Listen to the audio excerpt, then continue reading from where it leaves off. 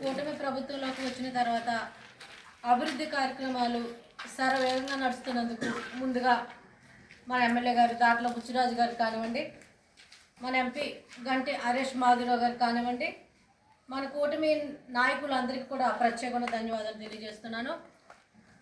ఎందుకంటే గత ప్రభుత్వంలో పనిచేసిన ఎక్కడా కూడా ఒక తట్ట మట్టి వేయలేని పరిస్థితి, చాలా సిగ్గుసేటు.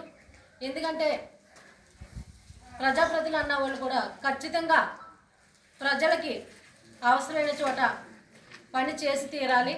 ఆ పని చేయలేనందుకు నేను సిగ్గుపడుతున్నాను. ఏదైనప్పటికీ భగవంతుని దయ వల్ల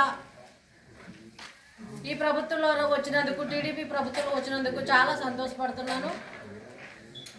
ఎందుకంటే గతంలో నేను ఎంపీటీసీగా పోటీ చేసేటప్పుడు నా బీసీపేట గ్రామం అంతా కూడా నా వెంటే ఉండి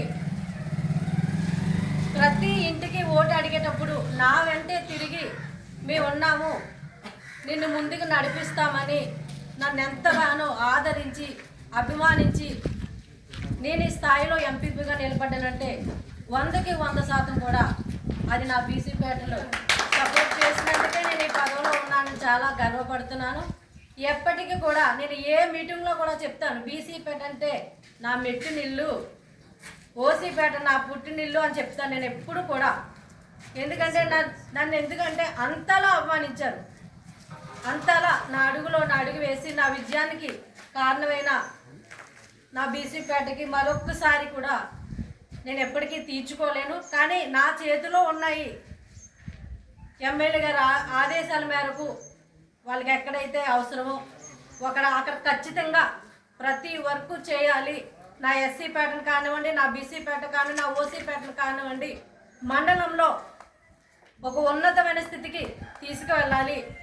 ఎక్కడా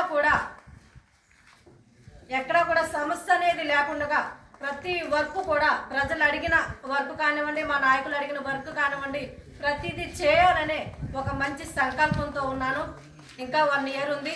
ఆ 1 ఇయర్లో కూడా ఈ గ్రామస్తులు అడిగిన అన్నీ కూడా ఖచ్చితంగా భగవంతుని ఎమ్మెల్యే గారు ఆశీస్సులు ఉంటే ఖచ్చితంగా చేసి తీరుతానని మీ అందరి సమూహంగా నేను మాటిస్తున్నాను.